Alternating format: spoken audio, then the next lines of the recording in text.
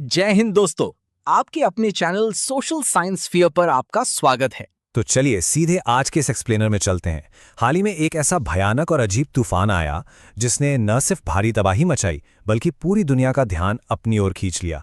देखिए, ये कोई आम तूफान नहीं था जो समुद्र से उठकर आता है, बल्कि ये जमीन पर ही अचानक से पैदा हुआ एक ऐसा बवंडर था जिसने देखते देखते सब कुछ तहस नहस कर दिया। आज की इस इन्वेस्टिगेशन में हम उत्तर प्रदेश में आए उस जानलेवा थंडर स्क्वॉल की एक एक परत खोलेंगे जिसने पूरे सिस्टम को चौंका कर रख दिया था। अब सोचिए, इस पूरी घटना का सबसे हैरान करने वाला हिस्सा यहीं से शुरू होता है। इतनी भयंकर तबाही मची, इतने लोगों की जान गई, लेकिन हमारे अपने नेशनल न्यूज़ चैनल्स की हेडलाइंस से ये खबर शुरुआत में बिल्कुल गायब थी। ऐसा कैसे हो गया कि दुनिया के सबसे शक्तिशाली देशों के नेताओं को इस तबाही की भनक हमारे अपने मीडिया और सिस्टम से पहले लग गई? यहीं से हमारी आज की ये जांच एक बहुत ही दिलचस्प मोड़ लेती है। ये बात सच में थोड़ी अजीब है, क्योंकि अगर आप उस समय के सूचना प्रवाह को देखेंगे तो आपको एक बहुत बड़ी विसंगति नजर आएगी।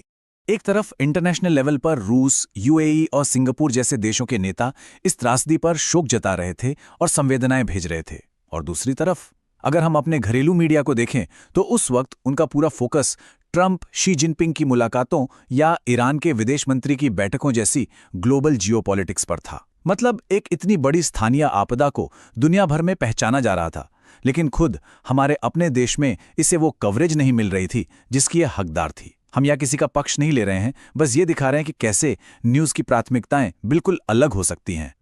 जरा इस बात पे गौर कीजिए, जब सीधे व्लादिमीर पुतिन जैसे ग्लोबल लीडर्स की तरफ से आधिकारिक रूप से भारत के प्रधानमंत्री और राष्ट्रपति को शोक संदेश आने लगे, तो समझ जाइए कि ये कोई मामूली आंधी पानी नहीं था, ये एक बहुत बड़ा रेड फ्लैग था। ये इस बात का एकदम साफ संकेत था कि उत्तर प्रदेश में जो कुछ भी हुआ है वो एक ऐसा विशाल संकट है जिसने सीधे इंटरनेशनल कूटनीतिक चैनलों को एक्टिव कर दिया है। तो चलिए अब सीधे ग्राउंड जीरो यानी उत्तर प्रदेश चलते हैं और देखते हैं कि असल में वहां कितनी भयानक तबाही हुई थी। 117, जी हां, 117 लोगों ने इस अचानक आई आपदा में अपनी जान गंवा दी। ये सिर्फ एक नंबर नहीं है, बल्कि ये इस बात का बहुत ही दुखद सबूत है कि ये तूफान कितनी तेजी से आया था और इसकी विनाशकारी ताकत कितनी ज्यादा थी। अगर हम मैप पर इस तबाही को देखें तो अकेले प्रयागराज में ही सबसे ज्यादा 21 मौतें दर्ज की गईं। और बात सिर्फ एक शहर की नहीं थी। भदोही, मिर्जापुर, फतेहपुर, उन्नाव से लेकर बदायूं, कानपुर और चंदौली तक एक बहुत बड़े हिस्से ने इस भयंकर कुदरती कहर को झेला। ये कोई छोटी मोटी स्थानीय घटना नहीं थी, बल्कि इसने राज्य के एक बहुत बड़े भौगोलिक क्षेत्र को अपनी चपेट में ले लिया था। और पता है इस तूफान में हवा की स्पीड क्या थी? 130 किलोमीटर प्रति घंटा। जरा इमेजिन कीजिए इस स्पीड को। ये वो रफ्तार है जो आमतौर पर किसी भयानक समुद्री चक्रवात या साइक्लोन में देखने को मिलती है। जब इतनी तेज हवा जमीन से टकराती है ना, तो वो अपने रास्ते में आने वाली हर चीज को तिनके की तरह उड़ा ले जाने की ताकत रखती है। अब सबसे बड़ा सवाल ये उठता है कि आखिर जमीन पर अचानक इतना भयंकर तूफान पैदा कैसे हो गया? इस पूरी तबाही का ट्रिगर क्या था? इसका जवाब छुपा है उस समय के टेम्परेचर डेटा में। उस वक्त राजस्थान के फलोदी में पारा 45 डिग्री के पार था, महाराष्ट्र के विदर्भ में लगभग 46 डिग्री और श्रीगंगानगर में भी यही हाल था। ये सिर्फ गर्म दिन नहीं थे, ये जानलेवा गर्मी ही वो ट्रिगर थी जिसने इस भयानक वायुमंडलीय अस्थिरता की नींव रखी। इतनी भीषण गर्मी हवा के पूरे बिहेवियर को ही बदल कर रख देती है। देखिए, होता क्या है कि लगातार भीषण गर्मी पड़ने से दोपहर के करीब 2 बजते बजते जमीन एकदम भट्टी की तरह तप जाती है। अब साइंस का एक बहुत ही बेसिक रूल है, गर्म हवा हल्की हो जाती है और हल्की होने के कारण वो बहुत ही तेजी से ऊपर की ओर उठने लगती है। जब ये सारी हवा ऊपर चली जाती है तो जमीन के ठीक ऊपर एक बहुत बड़ा खालीपन यानी एक खतरनाक लो प्रेशर वैक्यूम बन जाता है। और बस यहीं से प्रकृति का एक बहुत ही खतरनाक जाल बिछना शुरू होता है। इसी को थंडर स्क्वॉल कहते हैं। जब उस खाली लो प्रेशर वैक्यूम को भरने के लिए आसपास के इलाकों से भारी और ठंडी हवा एकदम से फुल स्पीड में उस तरफ दौड़ पड़ती है। ये ऊपर से नीचे नहीं, बल्कि सीधा जमीन के पैरेलल चलने वाला हवा का एक बेहद शक्तिशाली और खतरनाक हॉरिजॉन्टल ब्लास्ट होता है। तो अगर हम इसे स्टेप बाय स्टेप समझें तो पूरी पिक्चर कुछ ऐसी बनती है। पहले भयंकर गर्मी से वैक्यूम बना, फिर उस वैक्यूम को भरने के लिए ठंडी हवा तेजी से घुसी। इसी भयंकर टकराव से आसमान में क्यूमुलोनिम्बस नाम के विशाल बादल बनते हैं। ये बादल इतने ऊंचे उठ सकते हैं कि सीधे समताप मंडल यानी स्ट्रेटोस्फीयर की छत तक पहुंच जाते हैं। और फिर यही विशाल बादल उन 130 किलोमीटर प्रति घंटे वाले हवा के झोंकों को जन्म देते हैं जो धरती से टकराते हैं। लेकिन रुकिए, कहानी में एक और विलन था। सिर्फ 45 डिग्री की गर्मी ही इसके लिए जिम्मेदार नहीं थी। इसमें एक बहुत बड़ा रोल वेस्टर्न डिस्टर्बेंस यानी पश्चिमी विक्षोभ का भी था।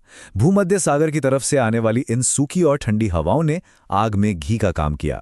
जब ये उत्तर प्रदेश के उस हीट वैक्यूम से टकराईं तो इन्होंने इस थंडर स्क्वॉल को ऐसा सुपरचार्ज कर दिया कि इसकी विनाशक ताकत कई गुना बढ़ गई।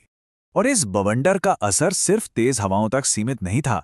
जमीन से इतनी भारी मात्रा में धूल उड़ी कि दिन के उजाले में ही घुप अंधेरा छा गया, जिसे हम आम भाषा में अंधड़ कहते हैं। 130 किलोमीटर की रफ्तार ने बरसों पुराने पेड़ों को जड़ों से ऐसे उखाड़ फेंका जैसे वो कोई मामूली पौधे हों। गाड़ियां पिचक गईं और मजबूत दिखने वाले टीन शेड तो कागज की तरह हवा में उड़ने लगे। साथ ही बेमौसम बारिश ने खेतों में खड़ी पूरी फसल चौपट कर दी। और सबसे डराने वाली बात यह है कि क्लाइमेट चेंज की वजह से भविष्य में ऐसे अचानक आने वाले तूफानों के और भी ज्यादा बढ़ने की पूरी आशंका है। तो अब इस तबाही को समझने के बाद सबसे बड़ा सवाल ये है कि हम ऐसे अचानक आने वाले तूफानों से खुद को बचा कैसे सकते हैं। त्रासदी के बाद सरकार ने जान गंवाने वालों के परिवारों के लिए 4 लाख रुपए के वित्तीय मुआवजे की घोषणा तो कर दी, जो कि जरूरी भी है। लेकिन सच कहूं तो हमें कुछ ऐसा करना होगा जिससे आगे चलकर मौतों का ये आंकड़ा एकदम शून्य हो जाए। हमें बचाव के तरीके पता होने चाहिए। देखिए, ये समझना सच में जिंदगी और मौत के बीच का अंतर साबित हो सकता है। 130 किलोमीटर प्रति घंटे के रफ्तार वाली हवा में पेड़ और टीन के शेड बिल्कुल भी सेफ नहीं है। उल्टे ये जानलेवा साबित होते हैं। पेड़ जड़ से उखड़ सकते हैं और टीन के शेड तो उड़कर किसी धारदार हथियार की तरह लग सकते हैं।